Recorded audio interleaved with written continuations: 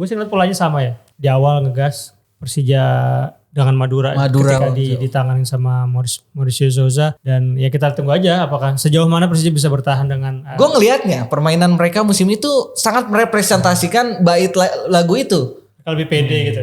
Jangan berantakan itu. Gue lebih penasaran kenapa lu hafal lirik Jackmania. Gue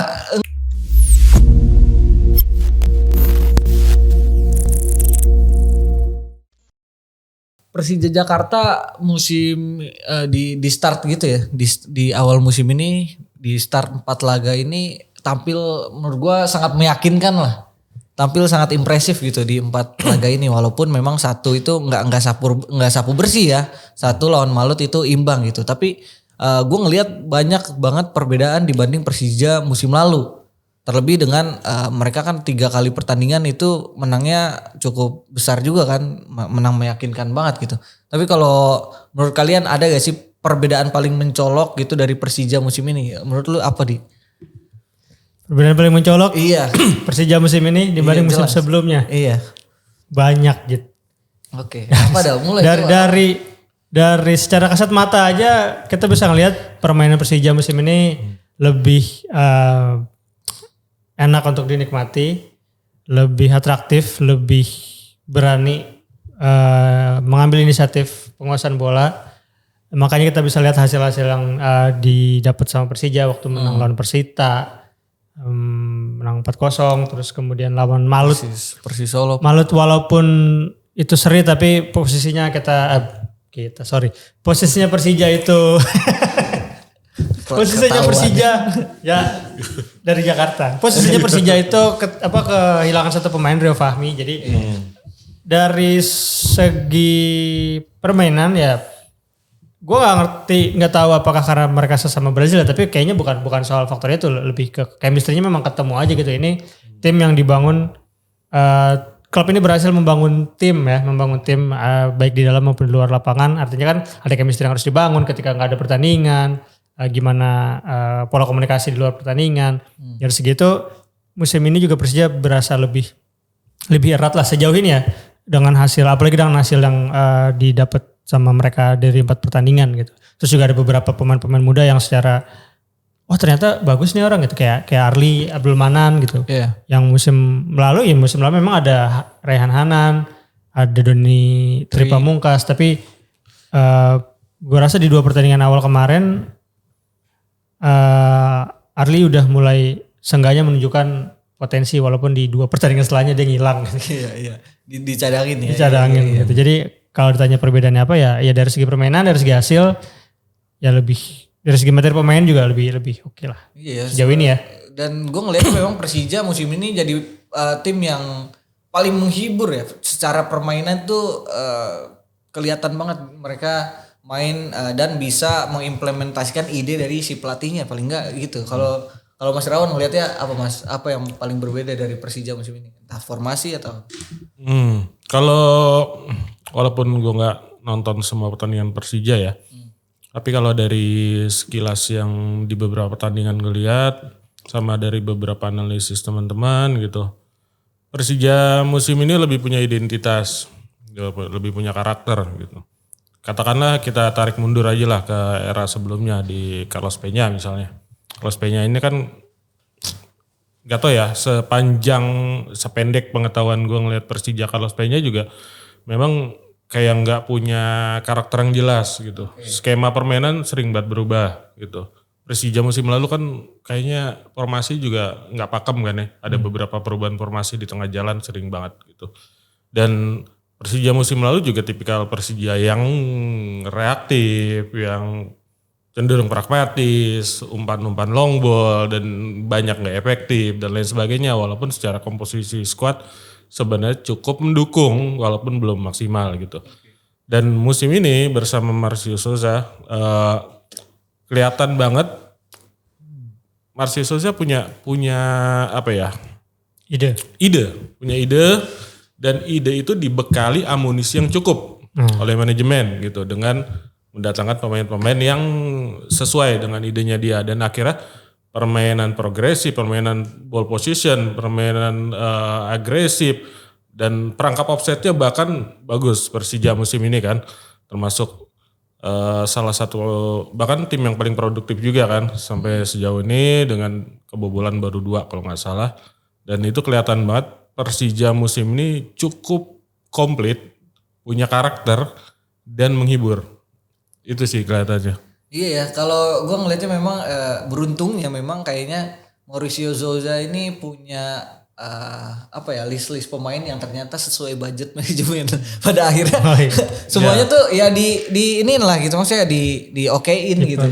Iya dipenuhin. Walaupun ada beberapa pemain-pemain yang menurut kabar lepas gitu. Lepas atau direlakan lepas, tapi seenggaknya dengan dengan materi pemain yang mereka dapat sejauh ini nggak terlalu perlu disesalin banget. Iya, pada akhirnya memang kalau gue ngelihatnya itu ya kayak beruntung banget lah gitu. Souza ternyata mungkin punya list pemain yang dia inginkan tapi sesuai budget, beda sama Thomas Doll yang dulu terlalu jauh gitu kan. Jomplang banget antara permintaan dan realita yang didapat gitu. Pada akhirnya jadi bikin performa Persija ya oleng gitu bahkan di tengah jalan, walaupun kalau sama Thomas Doll mah sebenarnya cukup bagus gitu, impresif di musim pertamanya aja runner up gitu kan. Runner up. Nah, musim-musim setelahnya ketika Simic balik jadi goyang tuh. Makanya keuangan mungkin agak goyang, bikin tim juga agak goyang. Tapi kalau menurut gua menarik tadi soal yang lu bilang karakter permainan Persija. Gue jadi mikir kayak Persija nih atau Mauricio Souza nih cara permainan mereka gitu ya. Merepresentasikan salah satu lirik dari chance-nya Jackmania gitu. Kayak yang musuh-musuh udah di depan, ayo segera dilawan, main jangan berantakan, jangan terlalu sopan, kalian itu macan. Gue ngelihatnya permainan mereka musim itu sangat merepresentasikan bait lagu itu. Lebih pede gitu. Jangan berantakan itu. Gue lebih penasaran kenapa lu hafal lirik Jackmania? Gue karena bagus lagunya gitu. Okay. Karena bagus gitu. Yang pertama mereka tuh main nggak berantakan. Artinya mereka bermain sesuai ide dan apa yang diharapkan oleh pelatih. Dan ini yang gue tahu ketika beberapa kali ngeliput gitu, beberapa kali ngeliput dan Souza kali ngeliput Mas, makanya dihafal chance. Iya, Souza tuh jadi paham gitu kayak gue jadi paham gitu ketika ikut pressconnya bahwa mereka Souza puas dengan apa yang ditunjukkan pemain gitu. Souza puas dengan yang ditunjukkan pemain-pemainnya gitu, yang diterapkan oleh pemain-pemainnya di lapangan. Artinya pemain-pemain ini bergerak dan bermain sesuai dengan ide permainan pelatih. Ya gue nggak menerjemahkan lirik jangan berantakan itu artinya lu main rapih, mainnya nggak rusuh gitu, nggak berantakan. Jadi kalau gue menafsirkannya bahwa lu bermain sesuai dengan ide pelatih. Nah itu gue terjemahin sebagai nggak berantakan mainnya. Yang kedua kayak apa sih tadi? Jangan berantakan, jangan terlalu sopan. Nah ini juga gue ngelihat banget dengan permainan musim ini, musim lalu. High pricing sekarang kan. Bener. Musim lalu itu sama sekali nggak ada mainnya terlalu sopan kalau gue ngeliat ya. Kulunun, punten silakan. Punten sok, ayo gue tungguin, lu mau nyerang lewat mana gue tungguin. Kalau sekarang enggak bos. Souza, si Calonego itu dua itu tuh sebetulnya jadi apa ya? Terlepas dari kita lihat Maxwell Souza, terus Alano dan segala macam. Menurut gue kuncinya justru ada di Basti Souza sama Calonego di jangkar itu transisi defense, nyerang defense. Itu, dan yang kalau gue ngelihat ada 3 sebenarnya, ada si Alan Cardoso. Itu 3 pemain itu yang merepresentasikan dan menerjemahkan bahwa lu tuh main gak perlu terlalu sopan, lu tuh macan. Ibaratnya mereka tuh yang ngejaga di tengah. Yaudah ini gue jagain, lu main yang bener di depan. Lu main yang bener dah di depan, lu sekreativitas lu, mau lu bolanya hilang kalau di sepertiga akhir ada gua gitu di tengah. Dan itu benar-benar diimplementasikan dan mereka tunjukkan di lapangan gitu. Ketika bola hilang mereka langsung rep langsung dapat lagi gitu. Dan gak ada ugly win sejauh ini dari Persija, gak ada ugly win. Bener gitu yang gua itu. Jadi kalau gua ngelihatnya memang entah Souza nih tahu lirik lagu ini atau gimana. Paling enggak mereka menerjemahkan ide dari Souza dan gue menerjemahkan dari ide staf pelatih gitu, bahwa mereka main sesuai dengan ide yang dicoba diberikan oleh Jackmania gitu. Lu nggak boleh berantakan mainnya, lu jangan terlalu sopan juga gitu. Soalnya kalau gue ngeliat di musim lalu gitu ya kan. Di Pena kan kayak gitu lu. Lebih kayak gini sih. Mauricio Souza juga kan sebetulnya pernah ngelakuin ini di Madura. Iya. Jadi Madura di awal musim tancap gas. Iya. Main bagus, golin banyak, tapi ketika di pertengahan musim udah mulai kendor, pemainnya pindah ke klub lain dan segala macam. Maksud gua kalau kita ngeliat Persija, gue sih ngeliat polanya sama ya.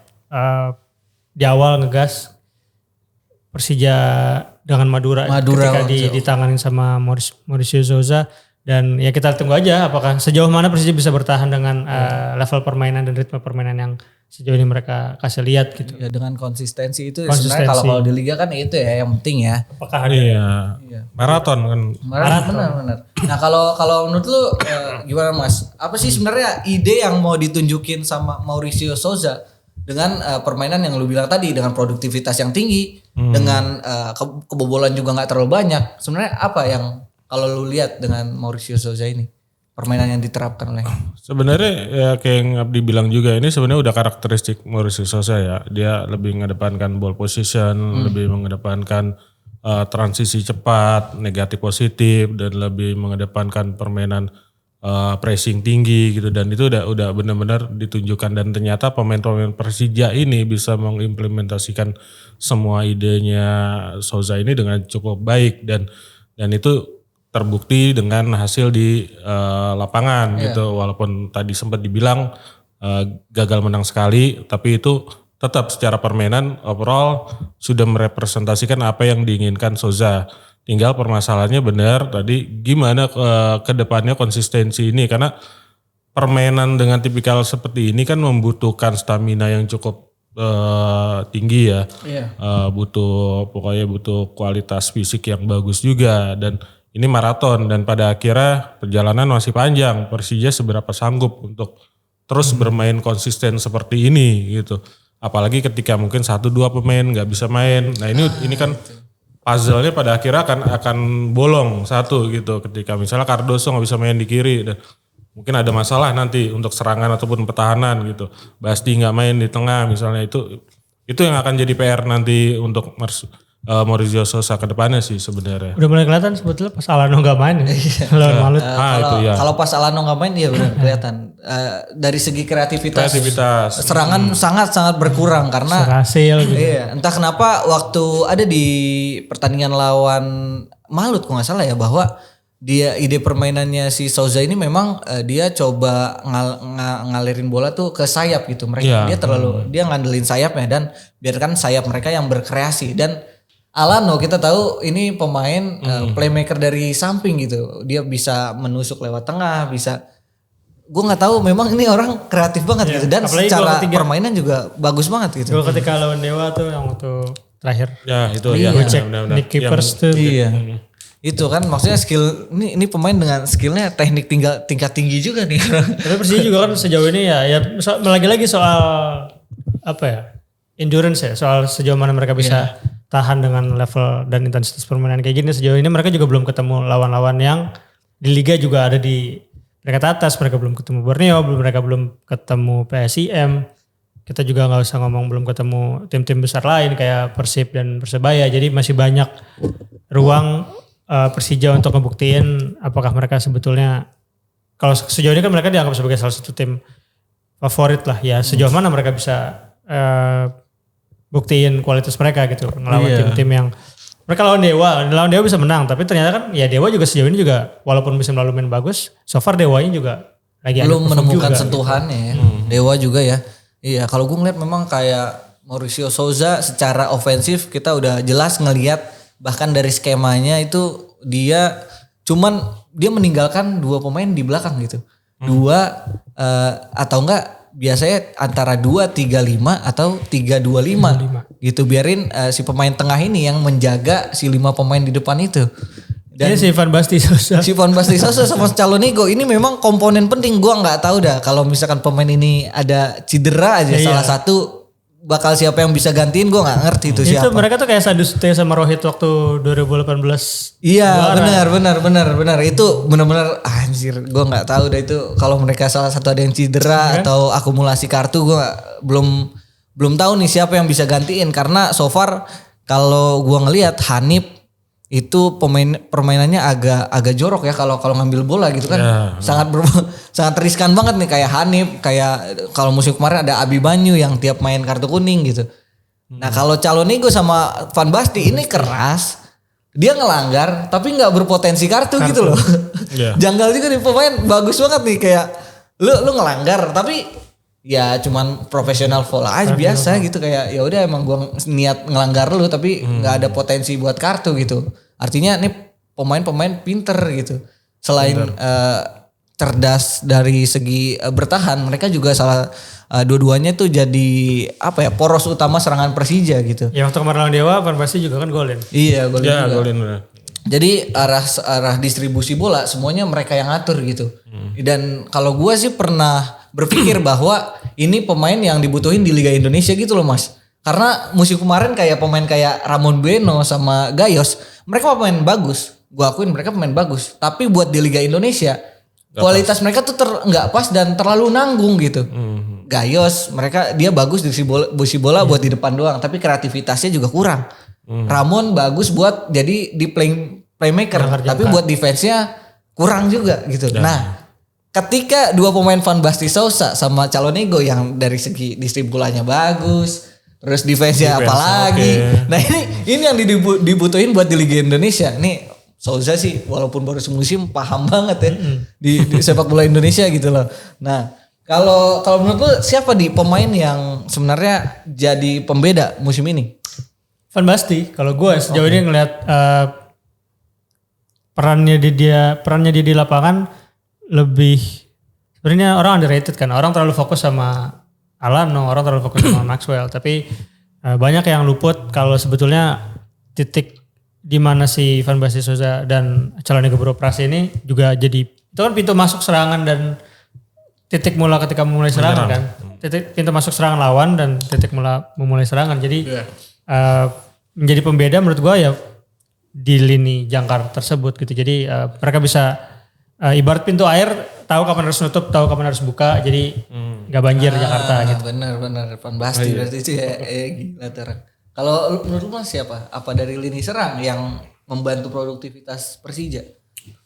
Sebenarnya Van Basten juga cukup menyita perhatian ya, tapi gue lebih menyoroti sih sebenarnya Persija porosnya tuh udah cukup solid ya di kiper Eduardo. Terus di belakang tuh Alan Cardoso jadi salah satu pemain underrated yang sebenarnya ketika orang memuji Alano, Maxwell dan lain-lain, ini pemain sebenarnya cukup punya peran yang cukup sentral gitu dalam bertahan maupun menyerang gitu. Dan Van Basten tentunya di tengah jadi poros penyambung penyerangan dan pertahanan, dan di depan pada akhirnya Alano yang mengeksekusi. Dan kalau lini lainnya kayak Van Basten atau Alan Cardoso atau di lini belakang si Rizky Ridho sama Jordi Amat nggak perform gitu kan, pada akhirnya kan Alano juga di depan juga nggak bisa optimal menyerang. Makanya gue lihat semuanya punya peran yang cukup vital sebenarnya. Semuanya ya, iya pemain-pemain baru ini ya. Gue akuin memang pemain-pemain baru ini pembelian yang efektif lah ya. Bisa apalagi, link up gitu semuanya. Iya, bisa langsung. Apa karena memang faktor sebetulnya karena memang sebetulnya ya karena mereka Brazil aja gitu sebenarnya. Tapi masa enggak juga. Banyak juga pemain yang dengan bahasa sama. Iya, enggak ngejamin. Ruben Amorim saya enggak. Patrick Kluivert Iya, maksudnya enggak serta-merta karena bahasa. Mereka sama-sama ngomong Portugis gitu. Jadi ya memang chemistry-nya dapat aja. Iya, dan kualitas mereka juga kayaknya ya. Padahal gue juga sebenarnya agak skeptis walaupun di awal kayak ini pemain seri D, main seri C gitu kan, Van Basten, Calonigo. Walaupun kalau Alano kan dia pernah one on one lawan Marcelo juga kan. Ada tuh klip-klipnya maksudnya. Ada klip-klip yang maksudnya ya kalau yang lainnya kan gue agak skeptis juga gitu. Bahkan dengan waktu awal gue pernah bilang sama Mas Irawan gitu. Gue skeptis banget dengan datangnya Jordi Amat, tapi ternyata dia sejauh ini bisa membuat gue emes gitu. Bisa menjawab ekspektasi lu lah. Iya. Melebihi ekspektasi gue bahkan karena kan kita mirip-mirip Jordi Udela gitu kan secara permainan ya kan. Dan skema yang diusung Marcio Souza juga pas gitu. Marcio Souza kan selain dia pressing tinggi gitu, dan di lini belakang juga menerapkan perangkap offset. Berarti kan kekompakan dua pemain di belakang sama kejelian kecerdasan mereka dalam mengambil keputusan ini penting gitu. Jody Amat punya pengalaman walaupun nggak punya kecepatan dan pada akhirnya perangkap offsetnya Persija hampir selalu berhasil gitu kan. Karena itu pengalamannya Jordi Amat itu tadi ya, dan ya gue akuin maaf lah Jordi Amat. Gue dari awal gue udah skeptis gitu karena kita tahu Kudela kan berkali-kali dikucing-kucingin sama sayap-sayap pemain Liga 1 dulu kan gitu. Gak usah minta maaf, yang penting agak gimana? Jordi Amat di timnas cadangan aja. Kenapa? Jangan berharap starter. Kan Persija lawan Taipei bagus. Jordi Amat. Kasihan yang lebih muda lah. Tapi ya itulah, selain memang ofensifnya, produktivitasnya ternyata Souza juga bisa memaksimalkan offset trap yang jadi kayaknya buat menutupi kekurangan lini belakang Persija dari segi hal kecepatan itu tadi ya. Dua back Persija kan dari segi kecepatan kayak kurang ya. Dan bisa ditutupi dengan offset trap itu, dan kadang-kadang dua wingback mereka juga menutupi itu, Alan Cardoso sama Rio Fahmi yang walaupun kita tahu lah Rio Fahmi masih keputusannya jelek buat defense. Apalagi ngambilnya juga jorok. Iya, agak jorok juga. Ya, itu yang harus dibenahi lah mungkin karena dia masih muda juga. Baru mulai ada kartu merah kan. Iya makanya itu. Ya paling enggak ya dua wingback itu masih bisa, dua fullback itu bisa menutupi kekurangan back tengah Persija dari segi kecepatan. Nah, tapi dengan penampilan yang impresif tersebut, dengan hasil-hasil positif di awal musim ini, dengan start yang sangat meyakinkan, apakah kita bisa bilang bahwa Persija adalah calon berat atau calon kuat untuk juara musim ini? Ya kalau ngomong calon ya semua juga calon. Tapi calon yang sangat kuat. Ya kayak tadi gue sempet singgung, sejauh ini kalau dibilang Persija favorit untuk juara, ya sejauh ini yang dengan penampilan mereka, dengan hasil yang udah mereka capai di atas lapangan, ya nggak salah kalau kita bilang Persija jadi salah satu kandidat kuat untuk juara musim ini gitu. Tapi ya balik lagi, ini liga, ini bukan short term, ini maraton yang harus bisa dibuktikan sejauh mana mereka bisa konsisten dengan level permainan kayak gini gitu. Kalau di titik ini, di menit ini sekarang, kalau ditanya siapa kandidat terkuat juara, ya Persija gitu. Oke, kalau Mas? Kalau dari Borneo belum main ya Mas? Nah, dari permainan ya kita semua, enggak semua sih ya. Yang lain mungkin enggak. Kita mungkin hampir sepakat lah Persija ini sebagai salah satu favorit, mungkin di antara 1 atau 2 atau 3 lah. Mungkin favorit kuat juara gitu. Borneo juga sebenarnya kalau menang kan yang pertandingan tundanya dia bahkan masih sempurna gitu kan. Cuma balik lagi, Persija ini kayak kata Abdi juga, ini adalah maraton, kedepannya masalah endurance, masalah konsistensi, masalah ketebalan squad, masalah pelapisnya kayak gimana, dan gak cuma itu, yang paling penting adalah masalah gimana kejelasan kandang Persija kedepannya. Karena itu akan, kalau menurut gua ini salah satu faktor krusial, gimana Persija melalui musim dengan nyaman. Kalau Persija terus menerus memikirkan gue mau di kandang di mana, gue harus pindah ke sini, fokus mereka terpecah dan pada akhirnya itu yang akan jadi kendala utamanya juga Persija. Terlepas juga Persija belum pernah kalah loh di JIS. Iya loh. Ya. Itu kan sebenarnya berarti ada faktor eksternalnya juga ya. Ada pasti. Iya, faktor non teknis juga harus dipastikan apa yang terjadi musim lalu tidak terjadi lagi di musim ini. Apa tuh? Ya faktor-faktor non teknis kan banyak gitu. Mungkin pemain di luar lapangan ada yang kurang ngobrol. Ngobrol, iya. Ya kan? Oke. Iya ya, maksudnya ya tadi ya kandang juga penting banget. Gue juga nyoroti itu sih. Soalnya JIS ini entah punya magis apa, bikin Persija lebih berani mainnya di situ, lebih hasilnya juga udah terbukti lah gitu, hasilnya positif semua main di JIS tuh gitu kan. Jackmania juga seneng main di JIS ya kan, pelatih seneng, bahkan kita ngelihat abis musim lalu itu Persija abis menang di JIS, tiba-tiba pas Januari pindah kandang udah down terus dan ya itu artinya walaupun ada isu-isu di belakang, faktor lainnya non teknis yang tadi Abdi bilang, faktor kandang, faktor konsistensi, kedalaman squad itu hal yang penting buat berlabuh di liga. Di liga. Kan? Oke, ya itulah calon Persija, challenger berat atau calon yang paling kuat untuk juara musim ini sejauh ini. Semoga bisa Kok semoga bisa. Semoga bisa terus Gue dari tadi tuh menunjukkan- menghindari kata semoga. Semoga bisa terus menunjukkan performa yang menghibur kita yang menonton, terutama kita penonton netral kan. Jadi Ayo putra bangsa. Itu dia episode pembahasan tim paling on fire, tim paling menghibur sejauh ini. Ya, sampai jumpa di pembahasan klub lainnya di episode selanjutnya.